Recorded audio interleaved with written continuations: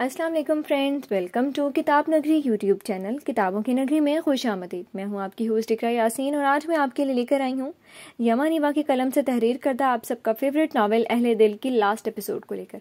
इस एपिसोड को स्टार्ट करने से पहले जल्दी से कीजिए चैनल को सब्सक्राइब, वीडियो को लाइक और क्लिक कर लीजिए बेल आइकन को। देर किए बिना स्टार्ट करते हैं लास्ट एपिसोड को। चरार ऑफिस से कुछ जल्दी वापस आया तो हना मामूल के मुताबिक किचन में मसरूफ थी। वह मुस्कुराकर किचन की तरफ बढ़ गया। सालन के लिए मसाला तैयार करती हना बालों का ढीला जूड़ा बांधे काम में मगन खड़ी थी। पहले तो उसके आने से पहले ही सब काम करके वह सजी सबरी से सामने मौजूद होती थी, मगर आज जल्दी आ जाने पर वो उसका बिल्कुल अलग रूप देख रहा था। अस्सलाम वालेकुम, उसने मुस्कुराकर सलाम किया। हना चौंक कर पलटी और उसे देखकर सटपटाई। आप आज जल्दी कैसे? कमरे में चले, मैं बस। वो आंच हल्की करने के बहाने उसकी तरफ पुश्त किए खड़ी हो गई। जरार उसकी परेशानी पर होले से हंसकर उसके करीब गया और उसे अपने हिसार में ले लिया। हना, तुम्हारा ये रूप मुझे बहुत सुकून देता है, किसी भी 16 सिंगार से कहीं ज्यादा। तुम्हारा ये आग के तपिश से सुर्खी में डूबा भीगता रूप हसीन लगता है। उसे सीने से लगाए वो मोहब्बत से बोलता उसके सर पर लब रख गया। हना का उसके ऐसे दीवाने रूप पर दिल जोर से धड़का था। चेहरा मजीद सुर्खी में डूबा। जरार, आप प्लीज अमन को आया से लेकर संभाल लें, वो आया के पास बहुत रोता है। हना ने बेचारगी से गर्दन मोड़कर कहा तो वो झुककर उसके रुखसार पर लब रख गया। हना के चेहरे पर शर्मीली से मुस्कान फैल गई। प्लीज की क्या बात है डियर वाइफ, तुम जानती हो घर आकर मैं सबसे पहले बस तुम्हारा ये मनमोहना रूप देखना चाहता हूँ और अमन को सीने से लगाना चाहता हूँ। यह नावल आप किताब नगरी यूट्यूब चैनल पर देख और सुन रहे हैं। मेरी जिंदगी का दायरा बस तुम दोनों के गिर्द बंद किया है। उसके पुश्त सीने से लगाए जज्ब से बोल रहा था। हना मध्यम सा मुस्कुराई। जी मैं जानती हूँ, इसलिए अमन भी रोजाना इसी वक्त आया को तंग करता है। उसे इतना आइडिया हो चुके कि इस वक्त आप आकर उसे उठाते हैं। वो कोच डालकर भूनते हुए हंसकर बोली थी। ओके, तुम भी जल्दी फ्री होकर आ जाना, कोई हेल्प चाहिए हो तो मुझे बुला लेना। उसका सर थपथपाकर हिदायत देता मिसेस हमाद के रूम में गया। वो तस्बीह कर रही थी। उनको सलाम करके हाल अहवाल लेते हुए जरार अपने कमरे में चला गया। आया ने उनके गुलगोथने बेटे अमन को बमुश्किल संभाला हुआ था और वो आया के हाथ में उछलता रो रहा था। जरार चेंज करके फ्रेश हुआ और आया से अमन को लेता उसकी गालों को चटाचट चूमता चला गया। अमन बाप का लम्स पाते ही सिसकियां भरता चुप हो गया। जरार उसे उठाकर थपकता साथ साथ उसका दूध भी बनाने लगा। जब तक हना खाना बनाकर मिसेस हमाद को देने के बाद फारिग होती कमरे में पहुंची तो जरार अमन को तकरीबन सुला चुका था। हना को देखती उसने अमन को थपकते हुए अपने लबों पर उंगली रखकर हना को खामोश रहने की ताकीद की। वो सर हिलाकर दबे पांव वार्डरोब की तरफ बढ़ी और अपना ड्रेस लेकर शॉवर लेने चली गई। पीछे अमन को सोया हुआ पाकर जरार उसे अच्छे से सुलाकर खुद किचन में चला गया। खाना डाला और सलाद वगैरह बनाकर ट्रे में सब सामान रखे वो कमरे में पहुंचा। हना नहाई धोई सी बाल ब्रश कर रही थी। जरार ने खाना टेबल पर लगाया और एक तरफ बैठकर खामोशी और इत्मीनान से हना का इंतजार करने लगा। बाल बनाकर वो एक नज़र अमन को देखकर जरार के पास जा बैठी थी। अम्मा काफ़ी याद कर रही हैं अमन को, मैं तो बहुत बिजी हूँ इस वीक भी, नेक्स्ट का भी पता नहीं, तो आई थिंक तुम अमन को लेकर अम्मा से मिलने चली जाओ यार। वो खाना खाते हुए रिक्वेस्ट कर रहा था। मैं भी यही सोच रही थी, सबसे मिलने का दिल चाह रहा था। मम्मी के पास तो अब लड़की होती है, वो ख्याल रख लेगी उनका। एक दिन स्टे कर लूंगी वहाँ। वो भी सर हिलाती प्रोग्राम तरतीब देने लगी। खाना खाते वह सब घरवालों को और बिलखसूस हूर को याद करते रहे थे। खाना खाकर फारिग हुए तो हना को रोककर जरार ने खुद बर्तन समेट कर उठा लिया। हना उठकर अमन को देखती उसके पास बैठ गई। बेड ग्राउंड से टेक लगाकर सुकून से आंखें मूंद गई। जिंदगी इतनी मुश्किल तो बिल्कुल नहीं थी जितना वह समझती थी। उसने खुद अपनी जिंदगी को मुश्किल बना लिया था। वो चाहती थी उसका लाइफस्टाइल वैसा रहे, बस जरार उसके लिए बदल जाए। वो गलत थी। दो अलग रहन सहन के लोग जब मिल जाएं तो दोनों को बदलना पड़ता है और दोनों को ही कॉम्प्रोमाइज़ करना पड़ता है। रिश्ते कुर्बानियां मांगते हैं, सब बना बनाया तो बस चंद लोगों को मिल जाता है। जरार भी समझ गया था, हना भी। उनके बेटे ने उन्हें संभल कर रहने पर मजबूर कर दिया था। दाइम को ऑफिस आकर धमकाना और हना के साथ बिजनेस में पार्टनरशिप की फाइल का ऑफिस में मौजूद होना भी जरार को समझा गया था कि हना अकेली किस मुश्किल से गुजर रही थी। उसे अपनी बेजाजिद और गफलत पर शर्मिंदगी हुई थी। हना को ऑफिस से हटाकर उसने सब संभाल लिया, ऑफिस भी और दाइम जैसे गैर ज़रूरी लोग भी जो हना को अकेला समझकर लूट मार करने की कोशिशों में थे। ये नावल आप किताब नगरी यूट्यूब चैनल पर देख और सुन रहे हैं। और जब से उसने मजीद कोई नखरा या बहस किए बिना हना का ऑफिस संभाला था, हना ने बदले में पूरी जिम्मेदारी और खुशी से घरेलू जिम्मेदारियों को संभाल लिया था। मिसेस हमाद पहले तो उनके घर आती जाती रहती थी, मगर फिर हना की जिद और जरार के बेटों जैसे मान देने पर वो अमन के लिए उनके पास ही रहने लगी थी। अब जिंदगी पुरअमन थी। रिश्तों को उनकी जगह पर रखना सीख लिया गया था, अपनों को समझना सीख लिया गया था। वो खुशियों भरी जिंदगी जीना सीख चुके थे। जरार वापस आया तो हना ख्यालों से निकलती उसे देखकर मुस्कुराते हुए सीधी होकर बैठी। ऑफिस कैसा रहा आपका? हना ने उससे सवाल किया। जरार ने उसके पास बैठते हुए सर हिला दिया। सब अच्छा है, डोंट वरी। वो हाथ बढ़ाकर उसके चेहरे के गिर बिखरे बाल समेट कर पीछे करते हुए नरमी से बोला। हना उसके कंधे पर सर रख गई। मुझे यकीन है अब सब अच्छा ही होगा। मैं आपकी हेल्प के बिना कुछ नहीं कर सकती थी जरार।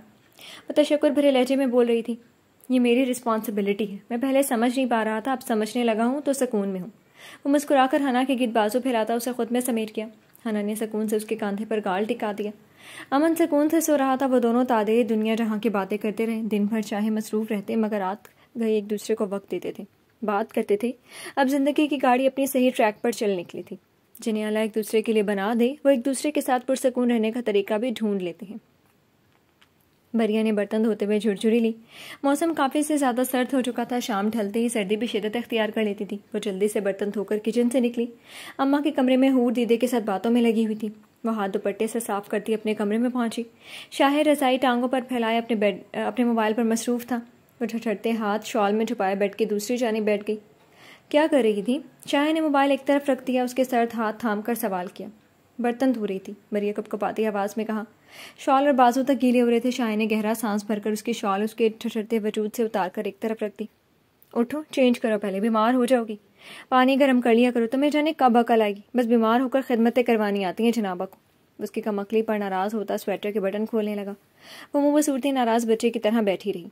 शाहे ने उठकर उसके लिए कपड़े निकाले तो वो भी अपने स्वेटर से निशात हासिल करके शाहे से कपड़े लेती चेंज करने चलेगी। सर्दी से बुरी हालत हो रही थी। जल्दी बर्तन धोने के चक्कर में वो पानी गर्म भी नहीं करती थी। शाहे उठकर मोबाइल चार्जिंग पर लगाता कमरे से निकल गया। वो चेंज करके निकलती जल्दी से बिस्तर में घुस गई। पुरसकून गर्म बिस्तर मिलते ही आंखें बंद होने लगी। शाहे उबले हुए अंडे और चाय बनाकर ले आया। इतनी ज़्यादा सर्दियाँ क्यों आ गईं? बल्कि अपने ठंड से नाकारा पड़ते हाथों को महसूस करके रूहानसी होने लगी। हाथ पैर बर्फ की तरह जमे हुए थे।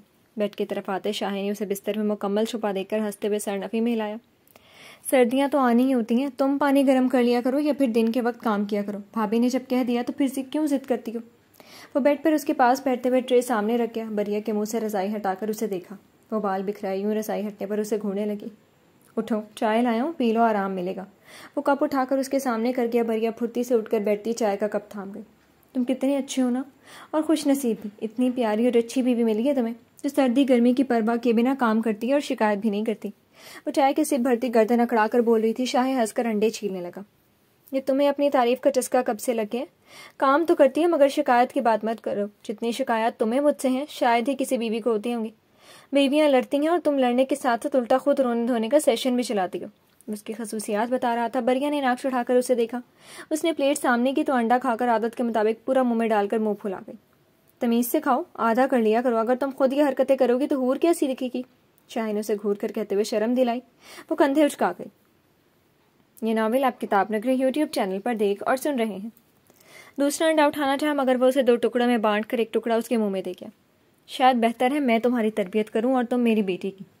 वह तासुब से बोलते हुए बाकी अंडा खुद खा गया। बरिया तेजी से मुंह चलाती नाराज़ हो गई। चाय का कप फारिग करके ट्रे पर रखा तो वह ट्रे उठाकर साइड टेबल पर रख गया। तुम अपनी बेटी की तरबियत अब खुद करना, मैं कुछ नहीं सिखाऊंगी। अच्छा? खफके से दुपट्टा उतार कर तकिए के पास पटक कर रखती वो उंगली उठाकर बोली, देख लो अब, फिर तुम्हें लगता है तुम शिकायत नहीं करती। शाहे ने उसकी उंगली अपनी मुट्ठी में कैद की। बरिया ने मुंह के जाविये दुरुस्त कर लिए। बता रही हूँ कि अगर तुम मुतमईन नहीं हो तो। वह फ़ौरन बात के साथ लहजा भी बदल गई थी। मैं मुतमईन हूँ तुमसे भी, खुद बेटी की तरबियत करने से भी। मुझे कोई मसला नहीं, बस तुम अपना ख्याल रखा करो और जिद करना छोड़ दो। यहाँ हो मेरे पास, अब मुंह बना के दूर होने की ज़रूरत नहीं है। वो पूरे रूप से हक जताकर समझाते हुए उसके सामने बाहें फैलाता उसे अपनी तरफ बुला गया। उसके गिर्द बाजू फैलाए उसके सीने में छुप गई। तुम अगर ये हरकतें करके बीमार हुई तो मुझसे बुरा कोई नहीं होगा बरिया, उल्टे काम छोड़ दो। उस पर रज़ाई फैलाकर सेट करता उसे अपने हिसार में समेट कर बेड क्राउन से टेक लगा गया। तो मेरी जगह बर्तन धोया करो। बरिया ने मुस्कुराहट दबाकर आदत के मुताबिक ज़बान चलाई।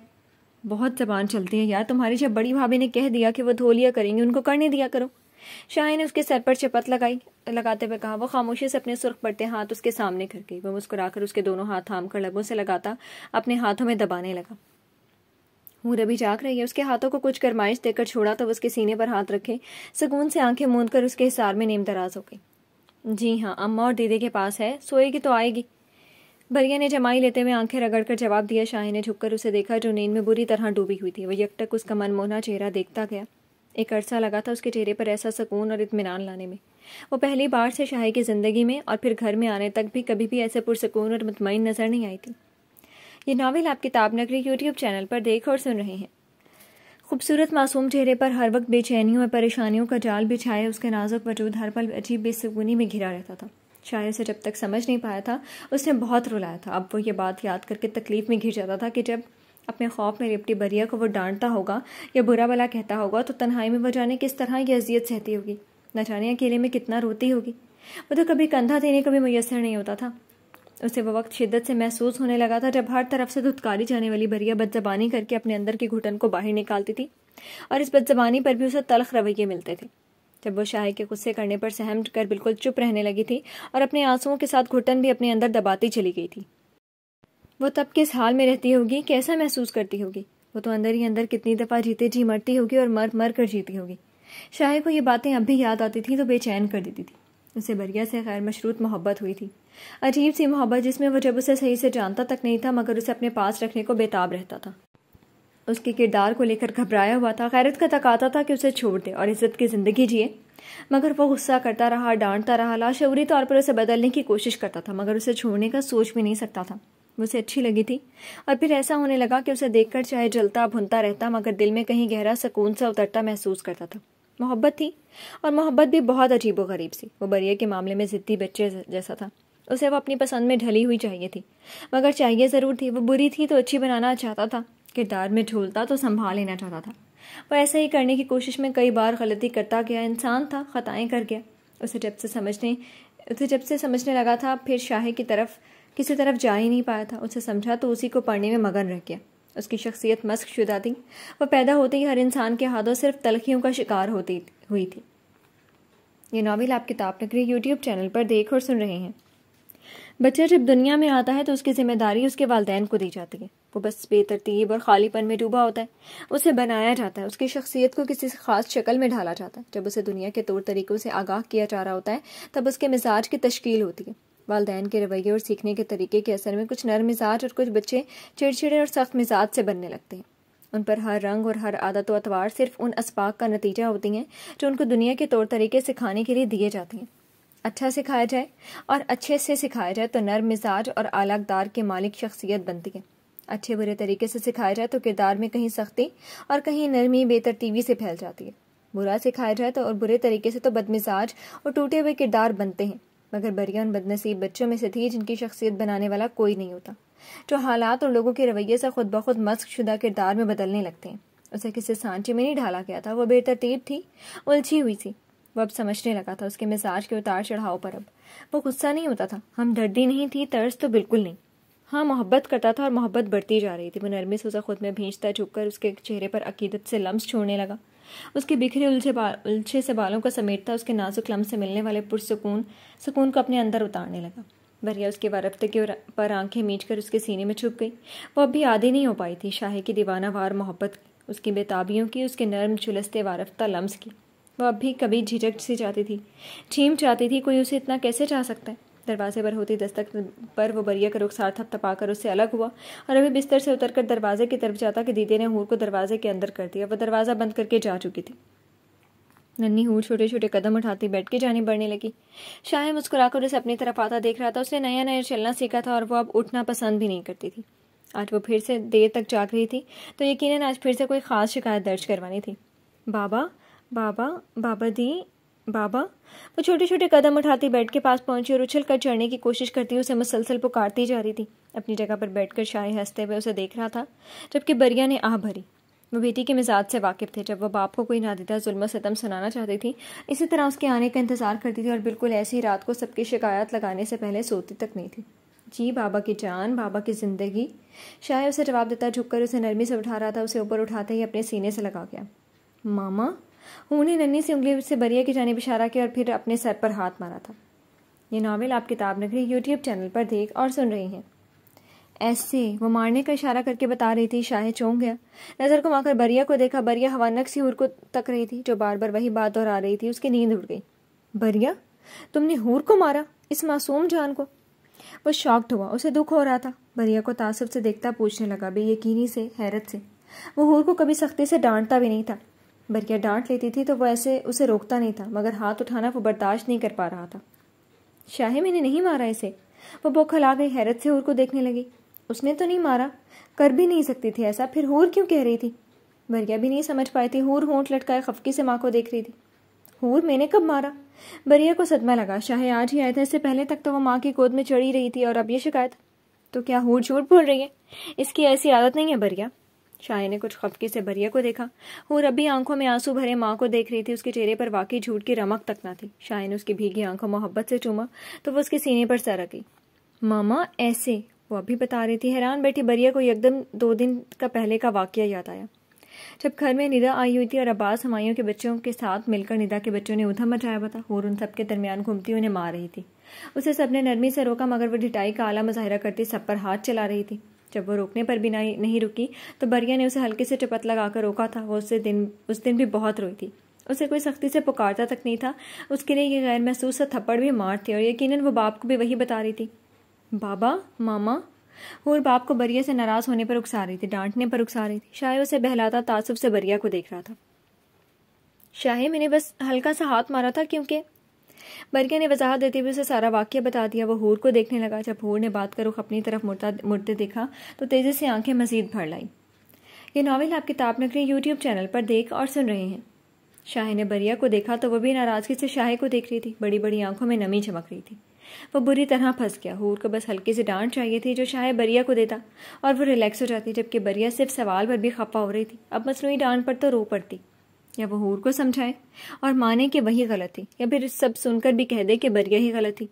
हूर और बरिया दोनों ही अपनी बड़ी बड़ी आंखों में आंसू भरे उसे तक रही थी। वो चुप रहता तो हूर रो पड़ती और बरिया को ये भी नहीं कह सकता था कि वो बड़ी है, माँ है, वो मान जाए और वो गलत थी। उसे याद आया 2 माह पहले बिल्कुल ऐसी बात पर जब हूर को दूध लेट देने पर वह नाराज़ हो गई थी। शाहे के समझाने पर भी कितना रोई थी। बरिया, मैं जानता हूँ तुम गलत नहीं थी, मगर शाहे कुछ रुक गया था। हूर भी मुंह फुलाए माँ को देख रही थी। मगर प्लीज़ इसे यूँ सबके दरमियान नहीं टोका करो, ये इंसल्ट फील करती है। देखो कितनी अपसेट है। वो बरिया को नरमी से समझाते हुए हूर की तरफ मतवज्जा कर गया, जो भीगा चेहरा लिए बैठी थी। बड़ी बड़ी मासूम आंखों में आंसू थे। बरिया को उसका रोना तकलीफ दे रहा था, मगर शाहे को खपकी से देखते रुख मोड़कर खामोशी से सो गई। शाहे ने आ भरकर हूर को देखा। वो भी बाप को तकने लगी। मामा, वो उंगलियों से बरिया का इशारा करती परेशान होने लगी, यानी नाराज़ करके अब नाराज़गी से परेशान थी। वो भी कमाल थी। शाहे ने मुस्कुराकर उसे सीने से लगाकर उसके फूले हुए गाल को चूमा। मामा नाराज़ हो गई भाई, आपने मुझे फंसा दिया ना हूर, मनाना मुश्किल हो जाएगा अब। वो एक नज़र बरिया को देखकर ऊंची आवाज़ में बोल रहा था। हूर बाप को देखते ही होंठ लटकाने लगी। ओ सॉरी, अब आप नाराज़ नहीं होना मेरी जान, इट्स ओके। उसे सीने से लगाकर थपकने लगा। हूर उससे अलग होकर फिर से माँ को देख रही थी। उसे खौफ था माँ उससे भी नाराज़ हो चुकी है। वो सोना चाहती थी और सोने के लिए माँ के पास जाना चाहती थी। शाहे ने महसूस किया तो उसे बरिया के करीब बिठाकर इशारा कर दिया। वो बाप का इशारा पाते ही बरिया को देखने लगी, जो उन दोनों की तरफ पुश्त किए रज़ाई में छुपी हुई थी।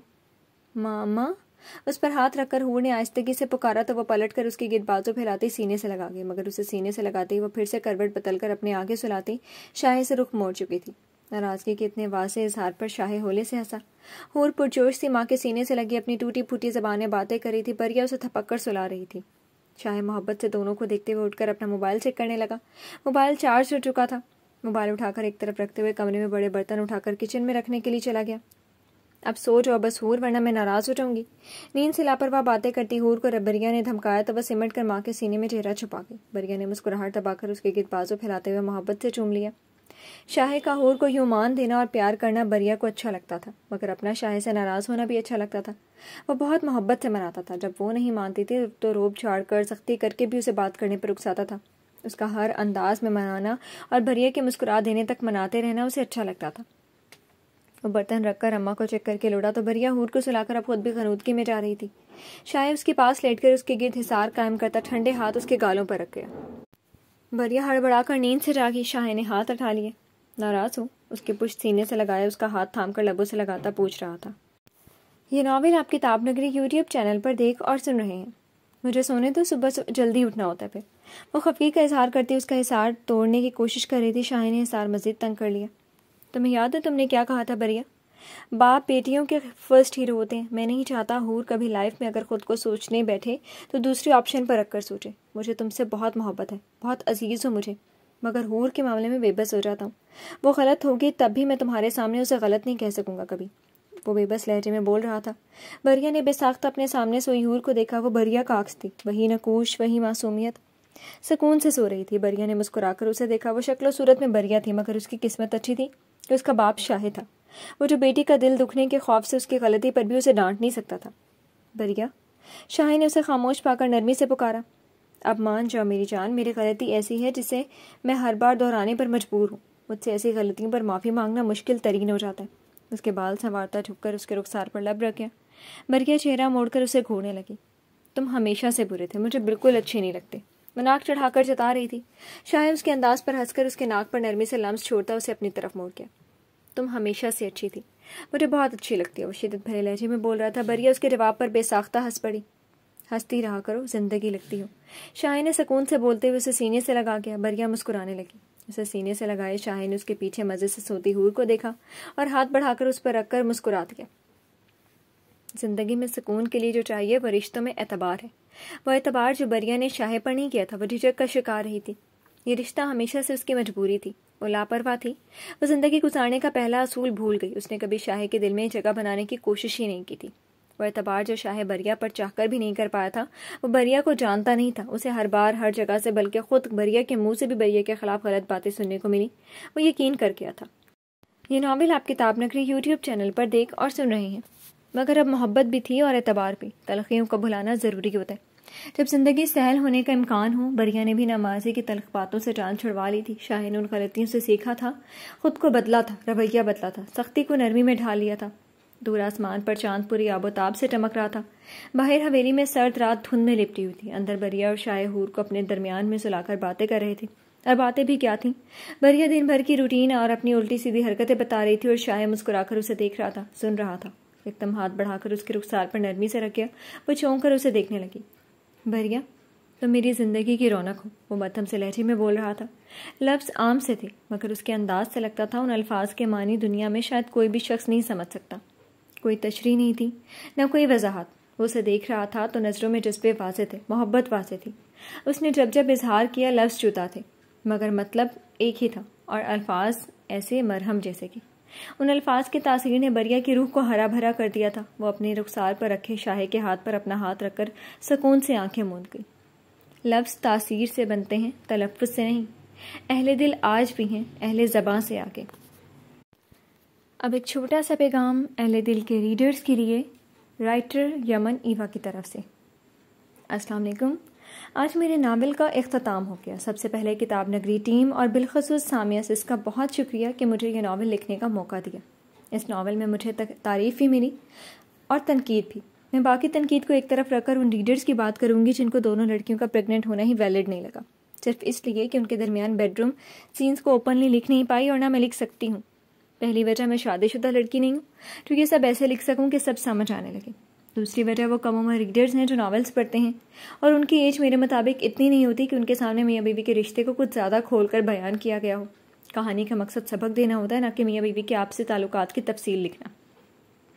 दूसरी तनकीद कि शाहे और बरिया में कभी सब नॉर्मल क्यों नहीं हुआ। मेरे तमाम नावल्स के हीरो सब तक बहुत केयरिंग और लविंग रहे हैं और वहाँ मुझे सुनने को मिलता था कि ऐसे मर्द कहाँ मिलते हैं जो यकीन करें, मोहब्बत भी और हर गलती की माफ़ी भी देते।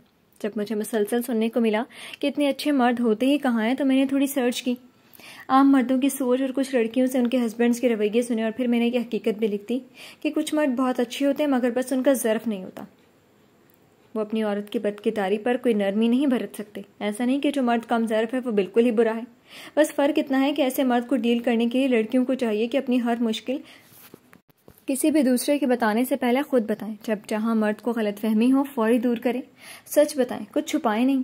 बरिया नहीं कर सकी ऐसा क्योंकि वो जिन हालात से गुजरी थी उसे किसी ने यकीन करना और अपने मसाइल बता देना सिखाया ही नहीं था और शायद को सिर्फ सच्चाई जानने का तजस्सुस और बरिया का यकीन चाहिए था। पहले वो बुरा रहा, उसने सख्ती की, गुस्सा किया और बरिया के दिल से उसकी इज्जत ख़त्म होने लगी। ऐसे में जब वो नर्म पड़ा तो वो उसके साथ पहले जैसी नहीं हो पाई। हालात बेहतर होने में और दिल नर्म होने में वक्त तो लगता है। मुझे खुशी है कि आपने और मैंने ऐसे मर्दों को नहीं झेला, चाहे बाप भाई के रूप में हो या हस्बैंड के। मगर यह हकीकत है कि ऐसे मर्द भी होते हैं और वो इतने बुरे नहीं होते, बस उनके साथ रहने का तरीका थोड़ा अलग होता है। आखिर में तारीफ़ करने वाले तमाम रीडर्स का दिल से शुक्रिया जिनको मेरा लिखा हुआ सब समझ में आया और उन्होंने पसंद किया। बहुत बहुत शुक्रिया सबका। किताब नगरी के साथ काम करके मुझे बहुत अच्छा लगा। अल्लाह किताब नगरी को बहुत ज़्यादा कामयाबियाँ दे, आमीन। जी तो फ्रेंड्स, कैसी लगी आपको लास्ट एपिसोड? कमेंट सेक्शन में अपनी राय का इजहार करना मत भूलिएगा। फिर हाजिर होंगे किसी न्यू नॉवल के साथ। तब तक के लिए इजाज़त दीजिए। शुक्रिया। अल्लाह हाफ़िज़।